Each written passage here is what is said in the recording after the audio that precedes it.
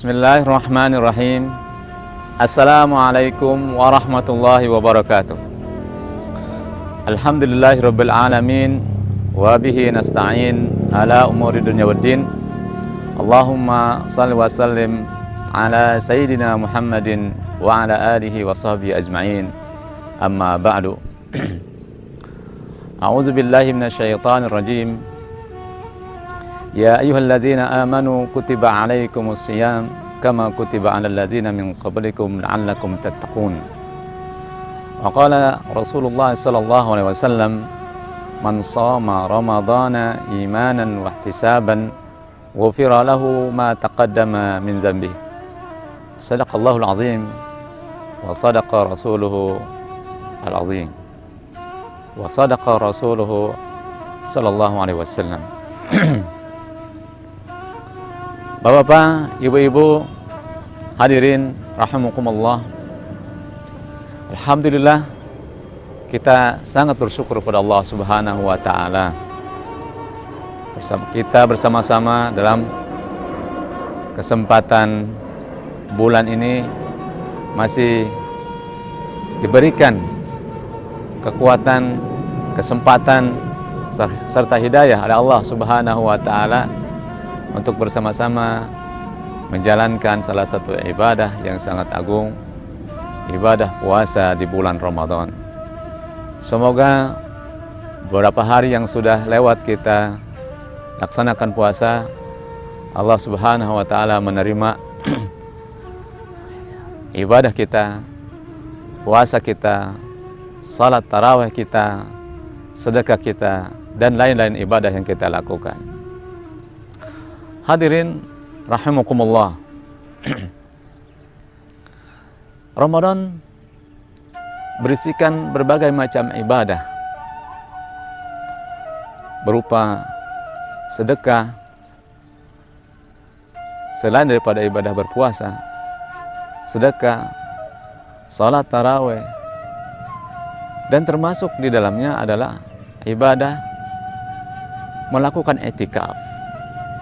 Kalau kita memperhatikan ayat-ayat di dalam surat Al-Baqarah dari 183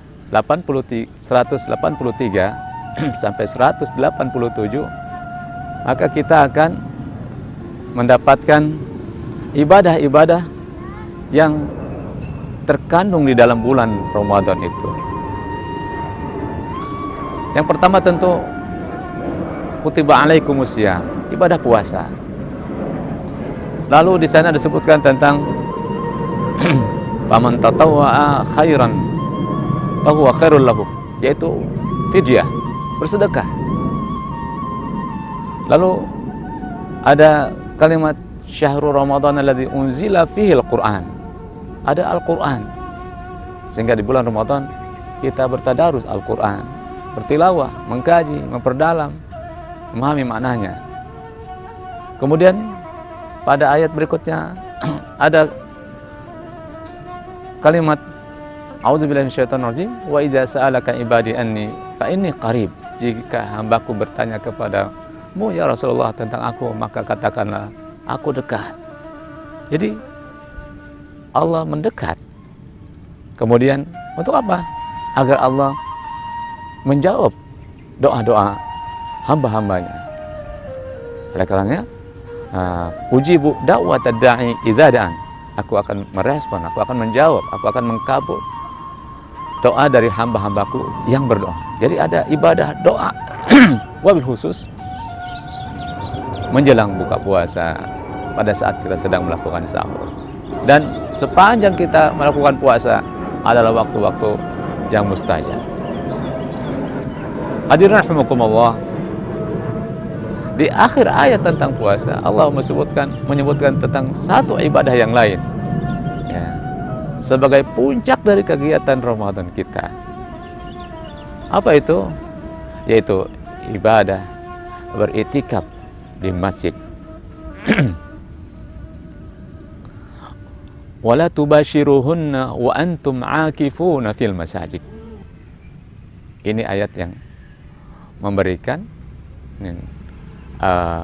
bahwa ada iktikaf pada saat kita melaksanakan ibadah-ibadah, rangkaian ibadah di bulan Ramadan. Bapak dan Ibu hadirin rahimakumullah, i'tikaf adalah ibadah yang sesungguhnya ibadah yang puncak ibadah di bulan Ramadan. Dari rangkaian hari-hari Ramadan, maka ketika kita akan mengakhiri bulan ini, maka Allah Subhanahu wa Ta'ala mengarahkan kita untuk semakin meningkatkan ibadah kita dan meningkatkan ibadah, mengkhususkan waktu untuk beribadah kepada Allah Subhanahu wa Ta'ala, menjauhi dunia dengan seluruh kesibukannya. Dalam Islam itulah yang dinamakan dengan i'tikaf. Oleh karenanya, ya, para ulama fikih mendefinisikan bahwa i'tikaf secara bahasa artinya luzumus syai', yaitu menekuni sesuatu, tekun dan berdiam pada sesuatu. Dan tentu Rasulullah SAW sebelum diutus menjadi Rasul melakukan sejenis ibadah yang sejenis ini, meskipun belum dinamakan i'tikaf, tapi dinamakan dengan tahanus, dan beliau melakukannya adalah justru di bulan Ramadan setiap tahun, yaitu at-tahanus, yang beliau melakukannya di Gua Hira.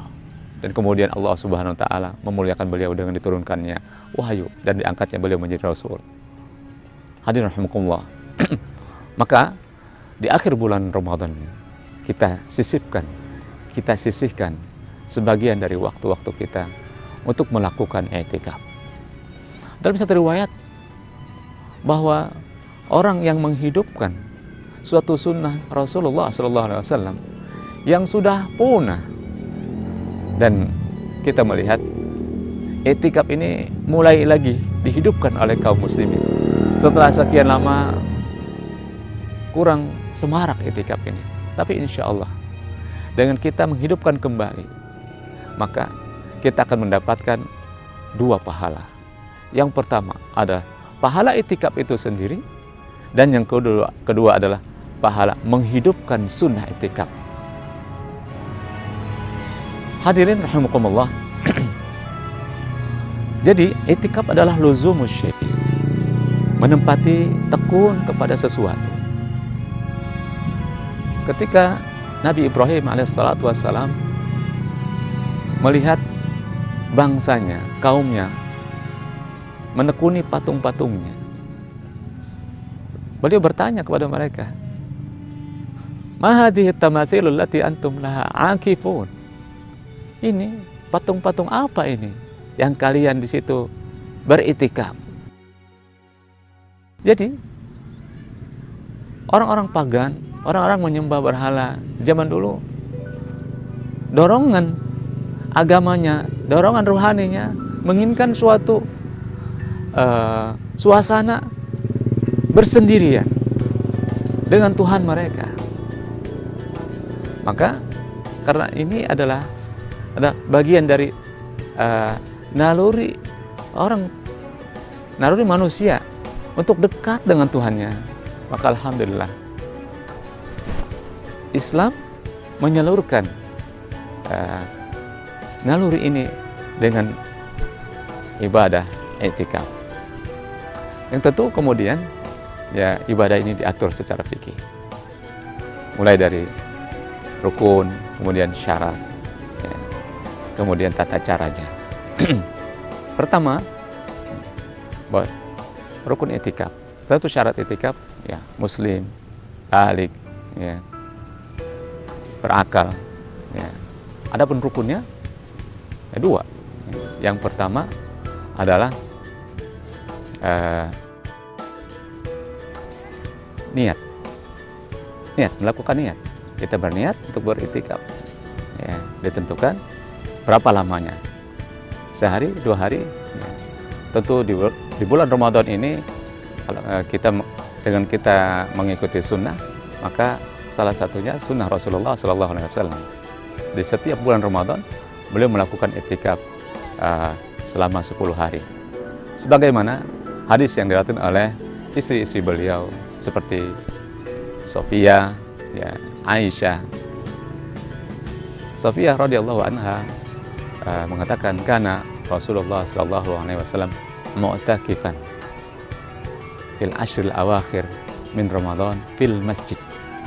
Rasulullah SAW selalu melakukan i'tikaf di 10 malam terakhir, 10 hari terakhir di masjid. Adapun Siti Aisyah meriwayatkan karena Rasulullah SAW ya'takiful ashral awakhir min Ramadan hatta tawaffahullah. Rasulullah SAW selalu melakukan i'tikaf di 10 terakhir hari Ramadan atau malam Ramadan sampai beliau wafat. Tsumma i'takafa azwajuhu min ba'dihi. Kemudian setelah beliau meninggal, i'tikaf ini dilanjutkan oleh istri-istri beliau.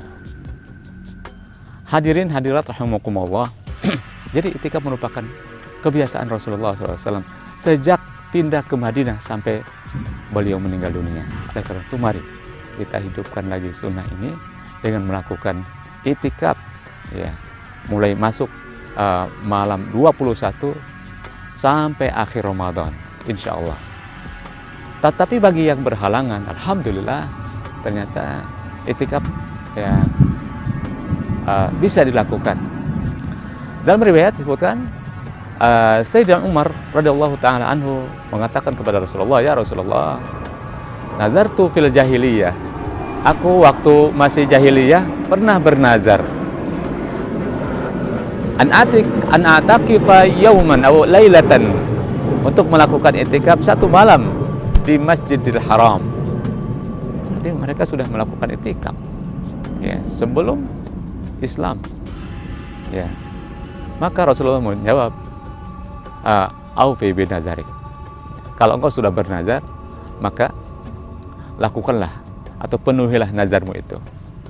Jadi hukum beriktikaf adalah sunnah, tapi kalau sudah dinazarkan dia menjadi wajib. Berapa lama? Paling sedikit, ya, paling sedikit dikatakan oleh para ulama, yaitu ukuran, ya, ukuran dikatakan menekuni sesuatu. Ya. Kalau melihat riwayatnya dari Umar bin Khattab tadi, ya satu malam. Tapi kurang dari itu, para ulama mempersilahkannya. Tetapi tidak waktunya tidak sejenak, sesaat. Ya, tetapi ukurannya adalah sesuatu yang dianggap atau dipandang sudah menekuni. Memang tidak dikatakan menit ya atau jam, tapi ukurannya adalah ukuran umum. Hadirin rahimakumullah, ya, i'tikaf yang maksimal adalah 10 hari di bulan Ramadan ini, masuk mulai malam malam 21 dan keluar dari tempat i'tikaf itu adalah pada saat